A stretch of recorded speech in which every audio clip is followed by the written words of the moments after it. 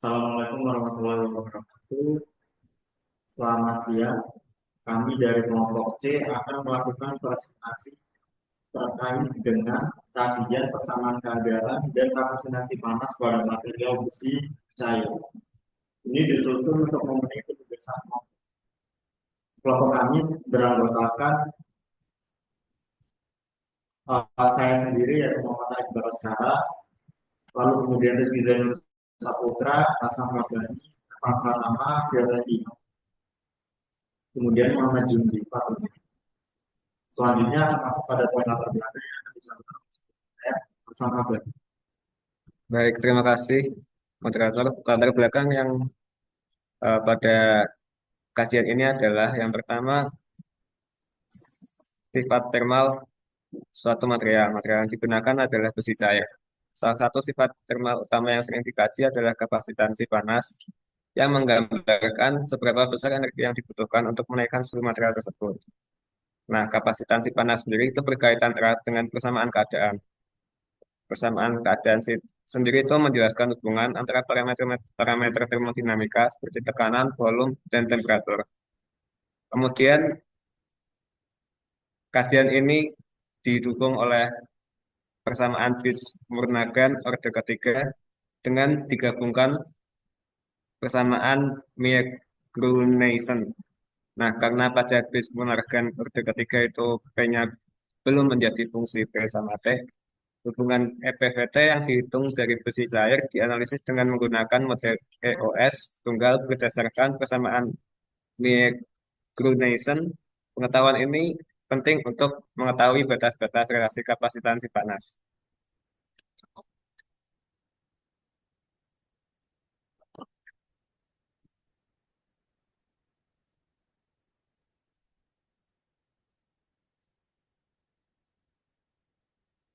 Adapun tujuan dari diadakannya penyusunan kami yaitu untuk mengetahui konstanta atau parameter pada suatu persamaan keadaan dan kapasitansi panas sebuah material, sehingga dapat mengetahui batasan-batasan relasi kapasitansi panas suatu material dan dapat menurunkan rumus serta menjabarkannya ke dalam persamaan-persamaan perubahan entropi. Next. Nah, di sini kita akan membahas mengenai besi. Apa sih besi sendiri itu? Kemudian persamaan keadaan dari suatu besi, kapasitansi panas pada besi, dan perubahan entropi pada besi. Next. Nah, jadi besi itu ada besi sendiri. Besi adalah logam berwarna abu-abu keperakan yang bersifat paramagnetik dengan titik leleh 1538 derajat Celcius dan titik didih di 2862 derajat Celcius, menjadikannya logam yang sangat stabil pada berbagai kondisi termal. Dalam konteks kimia, besi menunjukkan berbagai tingkat oksidasi, terutama plus 2 fero dan plus 3 feri, yang memungkinkannya berpartisipasi dalam reaksi redoks yang esensial dalam biokimia dan industri. Sifat redoks besi memainkan peran penting dalam proses korosi dan perlindungan logam. Pada permukaan terbuka, besi akan bereaksi dengan oksigen dan air membentuk lapisan oksida besi hidrat, yang dikenal sebagai karat.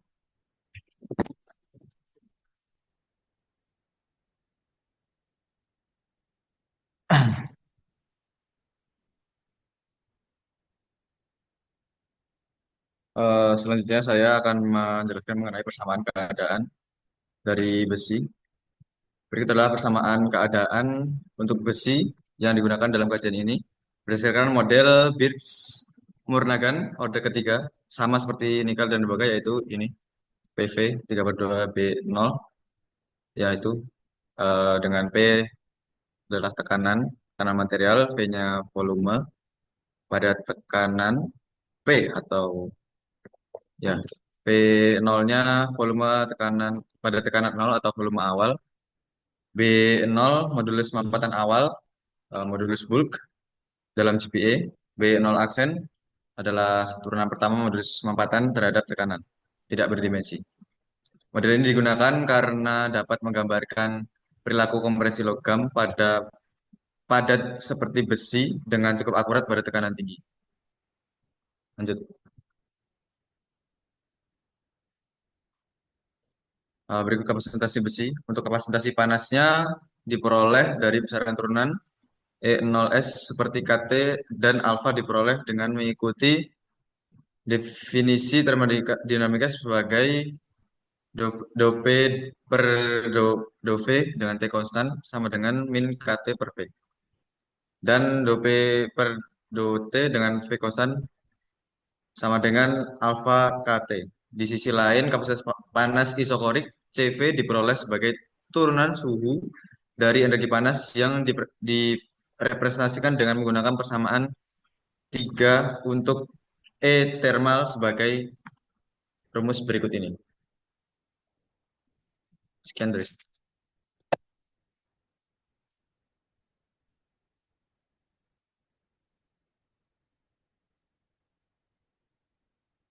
Baik, sebelumnya di sini saya akan melanjutkan pemaparan dari teman-teman saya yang sebelumnya.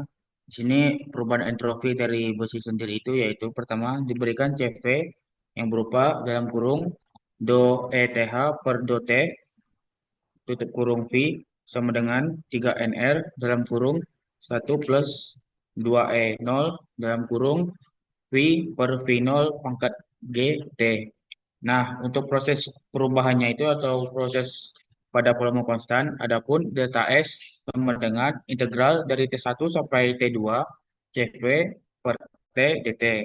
Adapun delta S-nya sama dengan integral dari T1 sampai T2 dimasukin CV-nya yaitu berupa 3NR dalam kurung 1T 2E0 dalam kurung V per V0 pangkat G T per T dt.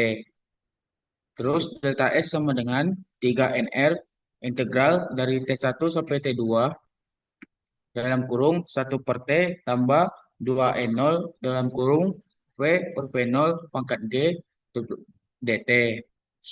Adapun selanjutnya yaitu adalah delta S sama dengan 3NR dalam kurung integral dari T1 sampai T2 seper dt tambah 2E0 dalam kurung V per V0 pangkat G integral dari T1 sampai T2 dt.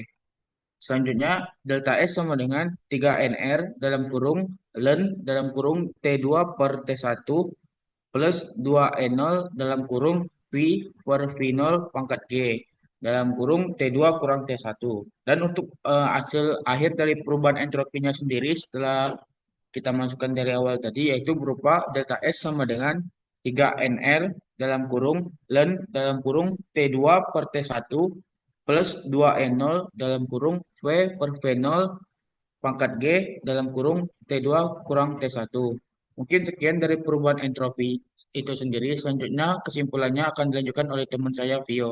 Pada Vio saya persilakan.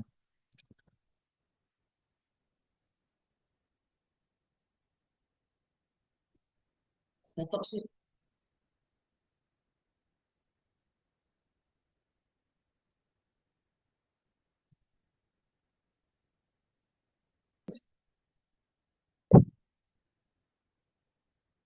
Oke, dari kajian yang telah kita ambil sebelumnya, maka dapat diidentifikasi bahwa parameter penting dalam persamaan keadaan dan kapasitansi panas dalam tiga logam yaitu nikel, besi, dan tembaga, khususnya besi di sini, dengan pendekatan model Birch-Burnham diperoleh dari modulus mampatan awal atau B0, turunannya terhadap tekanan atau B0 aksen, dan volume awal atau V0, berdasarkan data literatur dan eksperimen.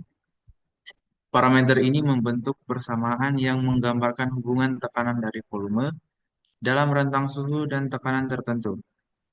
Kapasitansi panas tiap material dihitung berdasarkan massa, perubahan suhu, dan sifat termal masing-masing logam.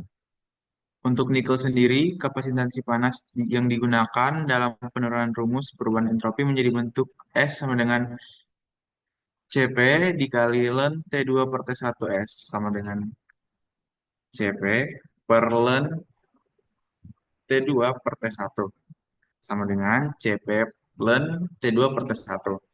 Di sini persamaan tersebut memberikan gambaran kuantitatif mengenai penyerapan energi termal dan kestabilan material. Hasil kajian ini menunjukkan keberhasilan dan dalam mencapai tujuan serta relevansi penerapannya dalam studi termodinamika berkelanjutan dan teknologi material. Sekian.